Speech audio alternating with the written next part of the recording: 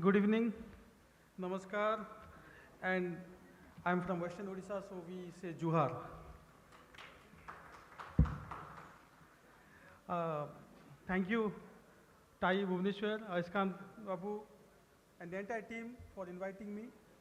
I have come from Delhi only for this event. I was supposed to be in Koraput with Honorable Chief Minister, but I learned that he is coming for this event tomorrow, and I'm going back to Koraput tonight to be with him for some political event. And then Honorable CM will fly back to Bhubaneswar, and I'll go back to Delhi from Vizag tomorrow.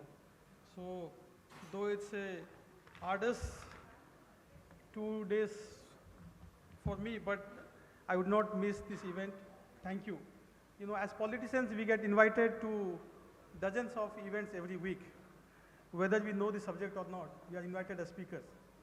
But trust me, the entrepreneurial ecosystem of Odisha is something which I'm deeply passionate about, and I believe I'm part of this ecosystem because I have invested in a couple of startups. Uh, not, not often do you see a politician investing in startups, but I believe it's necessary to be part of this ecosystem, and hence I'm particularly delighted to be here. I must compliment your team, entire team, Aiskan Babu, for hosting this TiECON in Bhubaneswar. I believe this is the first event. And this will not only showcase Odisha as a hub for innovation and entrepreneurship, but also it will encourage our entrepreneurs, our startups, and the young minds. We recently felicitated the students who at such a young age were able to come up with such brilliant ideas. And thank you for this Catch Them Young initiative. And I believe that this platform will give an opportunity for our startups and entrepreneurs to network, to learn from some of the best minds in this area who have come from far and wide. And those who have come from outside Odisha, let me take this opportunity to welcome you to our beautiful state and to this beautiful city of Bhubaneswar. I understand that tomorrow there will be discussions on AI. I'm very unfortunate that I'll miss the discussions because this is an area where I've been now deeply involved with, and I believe these discussions will help position Odisha as a cluster for innovation in the area of AI, and how AI can bring out inclusive growth in our state.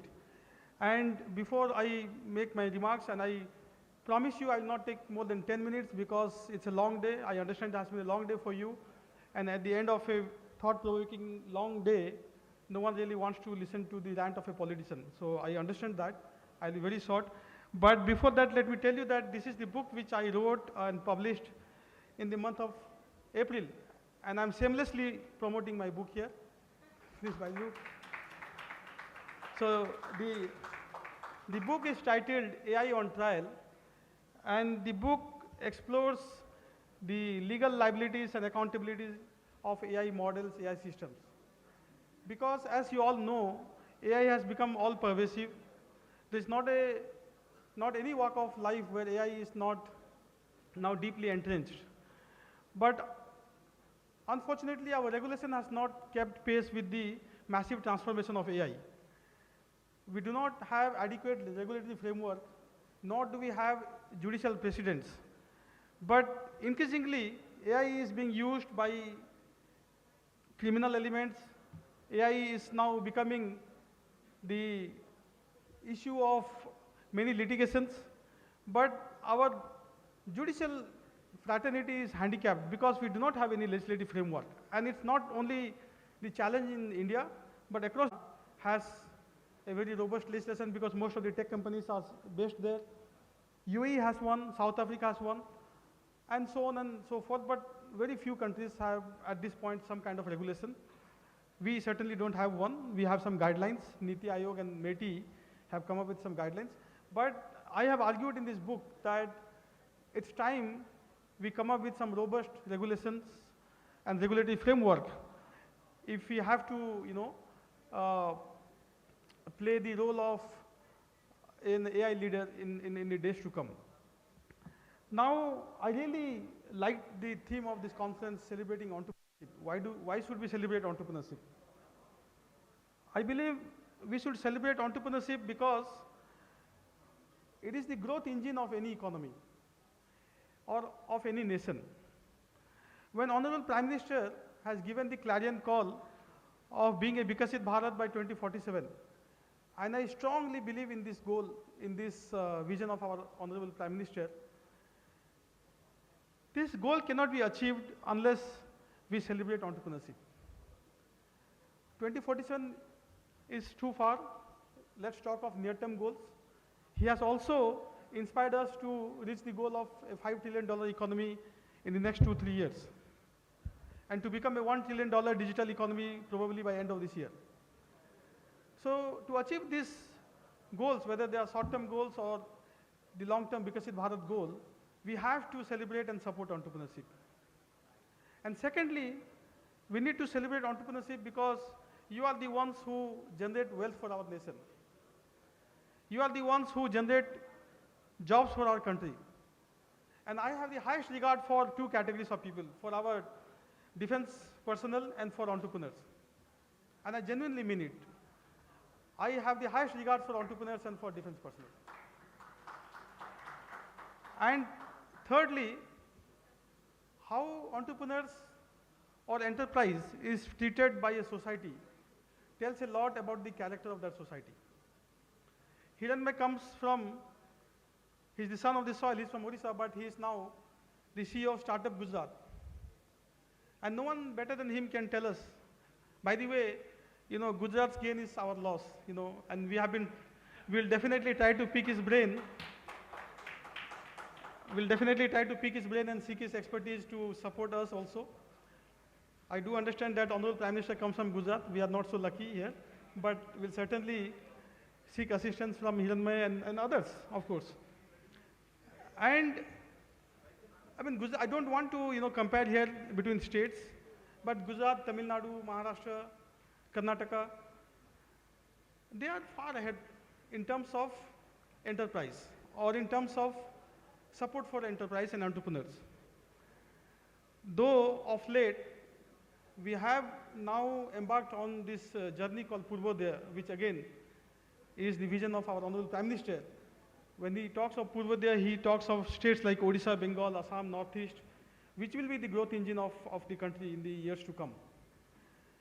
But honestly, we had, centuries back, millennia back, we had a very, very thriving entrepreneurial culture both in our country and in our state. But somehow that culture has been, I wouldn't say been lost, but has got mitigated in many ways. I'll give a small example. South Korea. South Korea got independence in 1948. Very small nation. Our population is 45 million, 4.5 crore. South Korea's population is 43 million. It's roughly the same size of Odisha. And we got independence in 1947. But today see where South Korea is. South Korea is an OECD country. Somehow we lagged. Somehow our country, because of whatever reasons, because of the kind of educational structure that we established post-independence, because of the neglect of primary education, we lagged behind. But I'm glad that government has now become very cognizant of the fact that we have to celebrate entrepreneurship, we have to support our entrepreneurs, we have to respect our entrepreneurs. And during the previous panel, I gathered most of all the three panelists, and I believe this would be the view of almost everyone here, that to have a thriving entrepreneurial ecosystem, apart from the institutional support network like TiE or incubators, accelerators, and apart from enabling government policies, what you need the most is a favorable societal attitude. And Hiranmay, you mentioned about failure, right? You mentioned about the fact that in Gujarat you celebrate failures as well. We need to build that culture here in our state. Let's start with at least accepting failure. We can come to celebrating failure later on. Today, Silicon Valley because not only is there tolerance and acceptance of failure, but failure is indeed celebrated, because failure is the stepping stone to success. And as Hiranmay said, he gave some statistics, how ventures which have failed previously have gone forward to succeed subsequently. And also respect for entrepreneurs, respect for business. You know,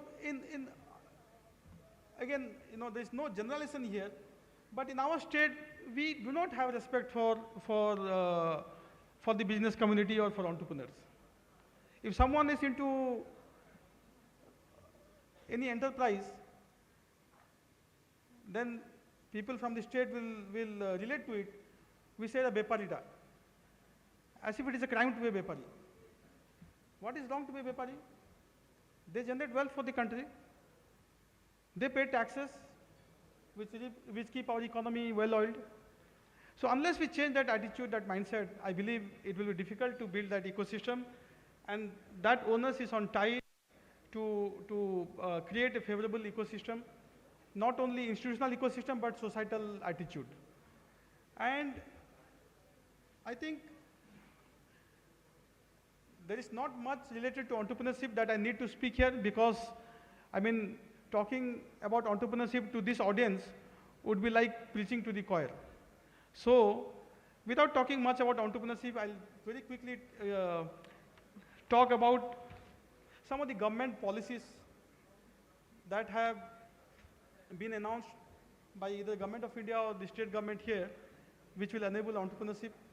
But I strongly believe, and I emphasize this again, that I strongly believe that there was never a better time to be an entrepreneur in India. If there was ever a better time to be an entrepreneur in our country, it is now. And why do I say it? Just look at some of the statistics. Demography. We have a population of 1.4 billion, 140 crores. Half of it is under 25. 70 कोटी आमर जनसंख्या 25 वर्ष कम. 70 crores Indians are below 25. I mean, companies, corporates, countries are, you know, they are itching to enter India, to enter this market. Look at the size of our middle class. By 2030, the size of our middle class will be at least 1 billion. Which country will give you this kind of numbers? So whether it's your product, your service, any kind of idea that you have, any kind of, you know, venture that you start or embark upon, this is the market, this is the place. And the base is so low here, whether it's healthcare, education, you know, mobility, you name it. Base is so low, and the size of the opportunity is so humongous that I think our demography, which we call demographic dividend, is going to support entrepreneurship in a way that was never seen before. The second reason why I believe this is the time is because of digitization. Today we have 1 billion Indian citizens on internet. Close to 1 billion, maybe 850 million, 860 million. Close to 1 billion Indians are on internet. You know, last year, a guess, please hazard a guess, how many UPI transactions did we did in a year? We did 200 billion, 200 billion UPI transactions in one calendar year. You know, when I tell this to my European and American friends, it takes them a couple of minutes to even, you know, comprehend the size of the number. 200 billion transactions. For the last few months, we have been making 20 billion UPI transactions every single month. Every single month, 20 billion UPI transactions. 49% of the global UPI transactions are from our country. I mean, I could go on and on with numbers. But the idea is that today, when our Honorable Prime Minister gives us a goal of $1 trillion digital economy, it's not an empty slogan. There's a reason why he has given us this goal. Because we can achieve it, and we can achieve it by the end of this year. And then we'll target $5 trillion digital economy. And maybe a few years down the line, $10 trillion digital economy. Third, third reason why I'm so optimistic about India's future is because of what I call decarbonization. Now, climate change is a reality which we all know. Which country is going to create the most opportunities for entrepreneurs, for startups in combating climate change? It's us. You know, again, the Prime Minister has articulated his goal of reaching net zero by 2070. And of course, there will be interim goals, there will be interim milestones. And to achieve this goal, the government has come out with many, many policies. You know, we have an EV policy, we have a national green hydrogen mission, we have a Pradhan Mantri Surya Ghar Bijli Yojana. You name it, endless number of policies are there to support any innovative idea in this area. $2 trillion is going to be invested in the green economy over the next 5 years. $2 trillion. Take your pick. How much are you going to be part of this? Enabling policies. I mentioned at the beginning that, you know, I'll talk about the enabling policies. Look at the 25 budget and you will understand how serious the government is to support startups and entrepreneurs. You know, in the previous panel, mention was made of the fund of funds. We have two fund of funds now. We have two very impactful policies, one for supporting startup in the deep tech space, deep tech and space domain called InSpace. We have a policy called IDEX to support startups for the defense sector. Just defense sector alone is now creating so many opportunities. We were a country that imported over 90% of our defense products. And our defense export was roughly 8 to 10 crore. 8 to 10 crore, just a decade ago, we were exporting defense product worth only 10 crores. Today, our defense export is 24,000 crore. And we have a target of reaching 50,000 crore in the next 2 years. Imagine the kind of opportunities that you can leverage on. There are two defense industrial corridors, one in UP, one in Tamil Nadu. And we are trying to get a corridor for Odisha. So if you are into drones, UAVs, if you are into thermal imaging, satellite imaging, you know, get into this sector. There is plenty of opportunity now for anyone interested in deep tech, space, defense. 50,000 Atal Tinkering Labs for government schools was announced in the budget. All the government schools will have broadband connectivity, 5G broadband connectivity in the next year or so. Now we have 4 centers of excellence in AI, one for education, one for mobility, one for urban infrastructure. We have 20,000 crore for R&D, only for the private sector. I've always cribbed that as a nation we don't spend enough on R&D. You know, the spend on R&D for our nation is only 0.7% of our GDP, which is pathetic.